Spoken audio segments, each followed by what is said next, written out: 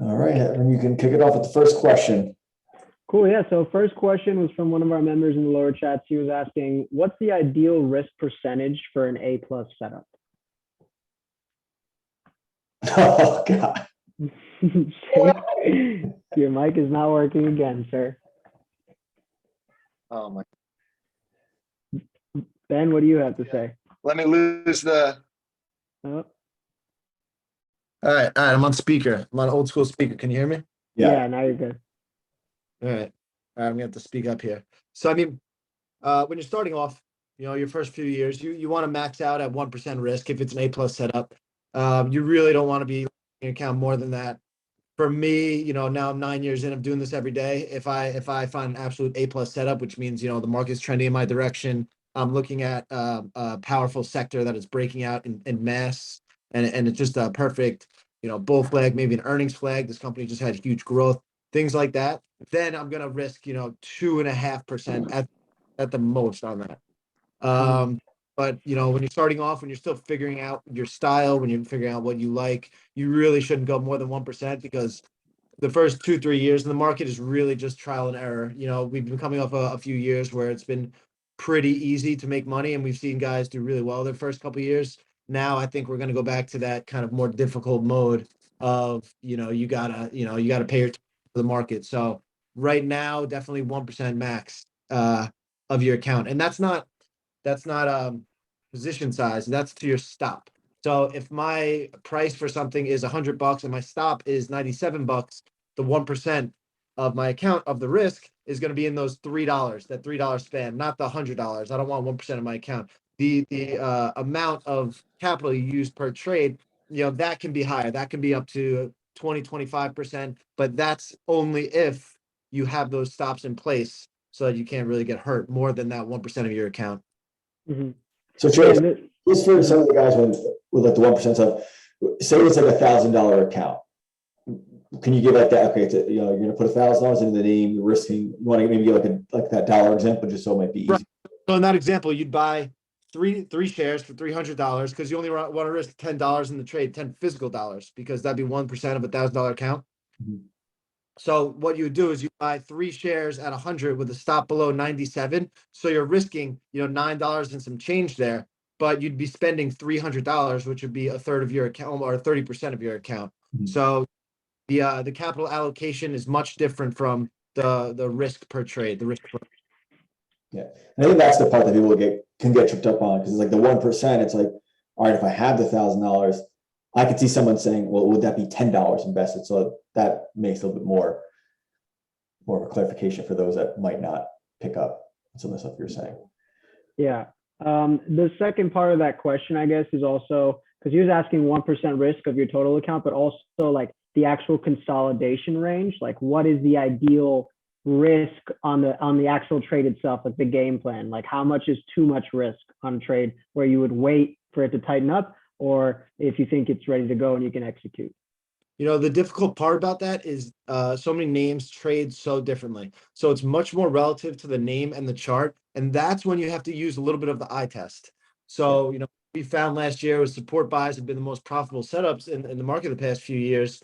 Those have been very tight risk opportunities. But at the same time, if, the day before you look to buy something, it has a 5% day off support, then that's not a great entry because you'd have to make 25% to the upside to make that trade work out. So there's a lot of eye test involved. I'm not going to have high as a percentage risk in something like Bank of America as something, I don't know, like Regeneron, Yeah. a biotech or a DraftKings, one of those high flyers, something like that. So, I mean, it definitely coordinates with the sector you're trading, the type of name you're trading. And I mean, it comes down to the eye test at the end of the day. Mm-hmm. Yeah, I agree. I would say ideally, just because people do want to get a number, I would say it's like you don't really want to have more than like a 5% risk. Yeah. And like, ideally, and like, because you have to think about that attainable 5-to-1 risk reward. And you kind of have to look at, okay, well, if I'm risking 5, can this name like realistically move 25%? As swing traders, we want that to happen within a couple of days to maybe a few weeks. So if that just seems completely unattainable, then it tells me, okay, I need to wait for this to tighten up a little bit more, maybe where I'm risking 2% instead of 5. Right. even with like some of the trade reviews that I've been doing with some members, what I see is like in the beginning, like the first month we'll do the review is they'll be within that same like 5% range, and there'll be one or two outliers where there's like a 10% loss, and usually it's always like a recent IPO that where those bigger percentage loss just because the name just trade much wider. But from what I've seen and what I try to work on with the reviews is like that first month, it's 3 to 5% is the average loss, and then as we start to look through them, we find that like half of those trades could have been smaller losses. And then the other half, they were just realistically 5% losses. But as the months kind of progress, it's okay, the average is 3 to 5%. The next month, okay, now it's 4 to 2%. And then you slowly start to see with some of the trades that, okay, I'm expecting a breakout, it flushes, a dollar higher, immediately comes back. This trade is probably not going to work. I can just take this off for a much tinier loss than giving it the proper room. So definitely with you having like that 5% range, but I think that with time, you slowly start to tighten that up as you start to review, the trades you're putting on. Yeah, absolutely. And last note I want to make is that there's an old saying in trading. It's a great looking setup without a great entry is not a great setup. You got to let that go. So, it's all about entries and setups lining up and try to mitigate as much risk as possible to capture the most upside. So if you feel like you're chasing something, you got to give something more than 5%. That just becomes an avoid, and maybe it gives you a tighter setup, but most likely let it go, and that's fine. Mm-hmm. Yeah, absolutely. The next question that we got was, why do we place our stops under whole figures? Like that for them didn't really make sense, so they wanted a better explanation. Let me just share my screen really quick, so it's a little bit easier to like visually see it than to try to articulate it with just words. So I have a UNH up here. You guys see my screen? Yep. Okay, cool. All right. So the reason why we like to place our stops under whole numbers and we like to buy above them is that whole numbers, if you think about it, like if your buddy buys Tesla, he bought Tesla at 1,000. He didn't buy Tesla at $1,001.24. So the average investor just wants to buy those whole numbers and sell them on the same way. So it just is going to create support and resistance near those whole numbers. And we could trade off that crowd of people. So even like UNH, for example, here, if you had a stop under 320, or if you had your stop at 320, you're much more likely to get stopped out as it comes into support than giving you that extra couple of cents underneath that figure, because there's going to be those individuals who want to buy that 320 and they're going to kind of hold the stock up. And then if they can, and it's going to head lower, then you're kind of getting out of the way and moving on. And same on the upside, if we're looking at like UNH here, up through 380, there's going to be that trader who wants to buy 380, and he would have bought it this day. It didn't trigger. He would have bought it this day. It didn't trigger. He would have bought it, 3 more days in a row, and it didn't trigger. It just kept holding that 380. But for us, if we just had that buy stop at 380.05, we would have avoided those 4 kind of like nothing trades when it wasn't ready, and would have simply just got into it when it triggered. And even like recently, like with LMT, that was kind of the same thing. We knew that 400 was resistance for quite some time. You can see all these little arrows here of when like LMT just couldn't get above 400. And we didn't really want to buy 400 perfectly. We wanted to see the confirmation of that break. And once it broke above 400, it was pretty much, off to the races. And that's why we try to focus on buying above those whole numbers. And then on the downside, like even, for LMT at the moment, if LMT goes back down under 430, I want to have a stop at, 429.89. I want to give it that extra couple of cents versus having it like right on that whole number that there may be people there trying to support it. Yeah, those extra cents go a long way. I mean, there's been countless numbers of times where a stock has gone, down to that 0.90, even like right under the whole figure. And I always have 0.89. I used to have 0.99, but I noticed that, the world tends to catch on to things. So, you have the 0.99s and then those start to trigger. So then you lower it a little bit more. And there's been times where I've been saved by a penny, whether that be not getting stopped out or not getting into a position and then just it dumping because it triggered that whole figure and then came right back down. So doesn't work every time, but over the lifespan of your trading, it'll add up. Yeah, I think with that, so like you mentioned, like you're going to avoid a bunch of trades, and those are the ones we forget about. But there's going to be more so with the buy stops that you will get ticked in, and it will immediately fail, and like that's the one you're going to remember. But then will forget that you avoided the other 9 trades that didn't work because you were buying that extra few cents or had to stop, the few cents under that whole number. And that's kind of even going back to what Jake was saying before, like those first couple of years, you're kind of learning things and figuring out. So even buying above that whole number, even I can think of when I was getting started, that process, that didn't make sense to me. But then in time, it starts to make sense. And now it's like, it's almost common sense, but it does take some time to kind of pick some of those things up. Mhm. Yeah.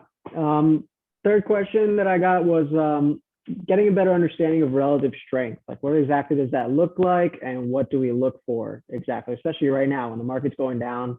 What are we looking for relative strength wise? Absolutely. Let me get this one. So, in the most basic sense, and we're always looking at the heat map, which is on finviz.com. You go on there, you'll see a big red and green colors. So you click on that, and a day like today, we're seeing the stock market sell off today. And if we go over to the heat map,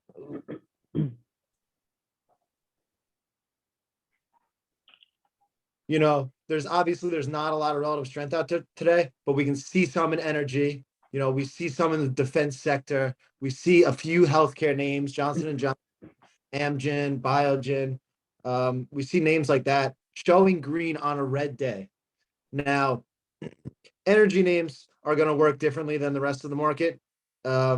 Just because they're moving higher when the market does turn around, we won't expect them to continue higher. But something like J&J, Johnson & Johnson, it's red on a green day, and it's a name that tracks the market somewhat closely. Meaning, the market's rising, there's a good chance J&J is rising. The market's falling, there's a good chance J&J is falling. So the fact that we're getting information on a red day that this is green, we can assume that when the market does stabilize and does want to turn around, that J&J will be among the handful of names that absolutely take off, that fly, because it's very simple. It's getting out in a weak market where, you're not on the side of buyers buying right now, but that name is getting bought up. So once we see the market turn around, which it always eventually does, we can assume, or we can look for that name to really take off and continue to show us that relative strength. And that is the most basic way of looking at it. And it's something that is tried and true in the market for hundreds of years at this point. Yeah. Yeah. I mean, if you pull up LMT again and you compare it to the full S&P 500 and what it did between November and March, right? Between November and March, the S&P chopped around in the beginning, and then it's just been in this downtrend for the last few months. Then you look at LMT, and it had a strong uptrend and then just went sideways right when the market was really coming down the hardest. And as soon as it had enough consolidation, just buyers started to outweigh the sellers, it took off while the market's absolutely dumping. So there's plenty of opportunity out there if you're looking for it. If you see a huge sell-off and all you say to yourself is, oh, there's nothing to do today, well, then you didn't do your job as a trader. Because just because you're not buying and selling every day doesn't mean you can't learn something and figure out what you'll be buying next. So yeah, just a good lesson there. Yeah, I think even with that, there's also when names are, and especially more for like the newer traders, is even I think when I started, it's like you want to find like the best deal. Like you think of during the pandemic, everyone wanted to buy cruise lines and airline companies, and those were like the worst sectors to possibly buy. And still today, they're nowhere near their pre-pandemic prices. Where when you find things that don't get beat up, we're talking about relative strength, like Lockheed Martin really couldn't drop it, couldn't fall that much, and you're going to get bailed out much more likely with the names that pull back much less than the names that are 70% off highs or 80% off highs. Like those names are so much like they look like such a bargain that it's just not going to get the same focus as a name that like LMT that's hovering near all-time highs. And when we do get the markets any bit of a bid, it's going to go off, and be the first one to hit new highs. Same like what Chick was saying, like that J&J.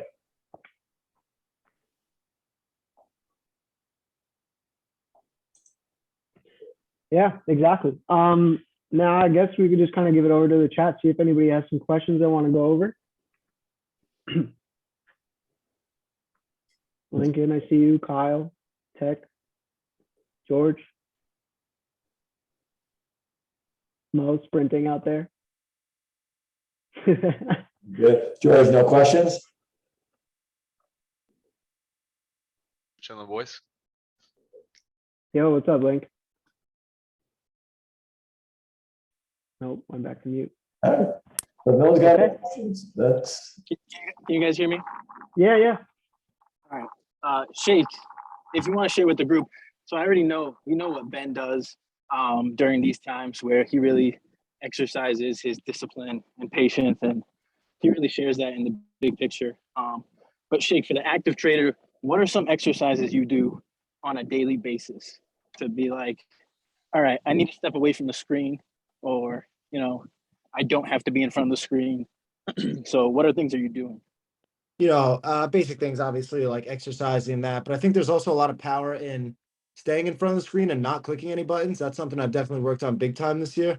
I think that would really transform a lot of people's trading, because we get in this habit as active traders that we feel we need to be trading every time we're sitting at the computer. You know, we need to be working, right? And how is our way of working is, you know, putting on risk in some fashion, whether long or short.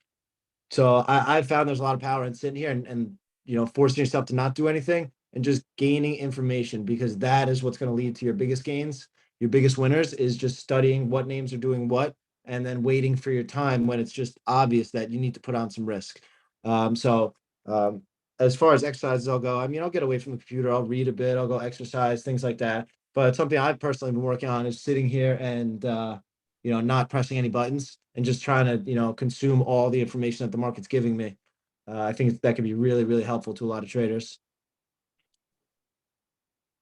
Definitely works that muscle of avoiding FOMO and just learning how to sit on your hands. You know, when things aren't at proper levels, you just don't want to trade them yet because the risk reward isn't really there. Any other cues?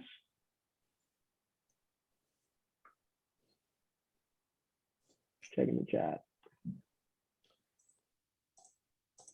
all right, guys. I mean, short and sweet. Yep. That's it. If you guys have any other questions, send them to Ben or to me or Shake, and we'll go over them next week. We'll do this every week. Get some more people in here. All right, guys. Talk to you guys later. Peace. Bye, guys.